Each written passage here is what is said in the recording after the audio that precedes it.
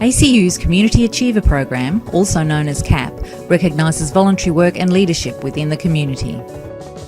Successful CAP applicants receive an early offer to attend ACU by submitting a CAP application that describes significant voluntary contributions to the community, applying for the same course through the local tertiary admissions centre, and meeting the CAP minimum entry score for the chosen course.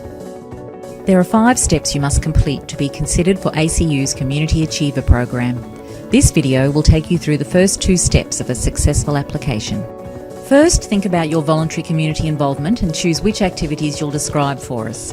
You'll need specific information about your involvement with each organisation.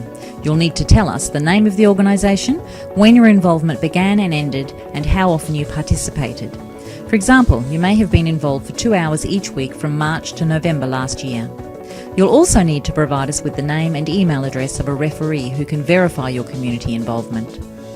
CAP looks at community experience in these areas. Remember, ACU will only consider voluntary community experience, so anything you were required to complete as part of your schoolwork, work experience or paid employment will not be considered. In your application, you'll be asked for a written statement that describes your voluntary contributions to your community. If you've been involved in several volunteer activities, you can provide details of all of them. You can write 1 statement or 2 by grouping similar activities together. Take your time to carefully write and review your statement before starting your CAP application. Use concise, factual sentences to describe your experience.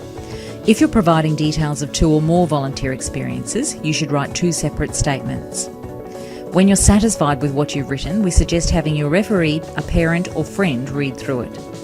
Then save your statement as a text or Word file ready to copy and paste into your application. If you haven't already, tell your referee about your CAP application. Check you have their correct details: name, organisation, position and email address. We'll email your referee at this address to verify your community involvement. If their email address isn't correct, they won't receive our email and your application will not be considered. So to summarise, your CAP application will include these items.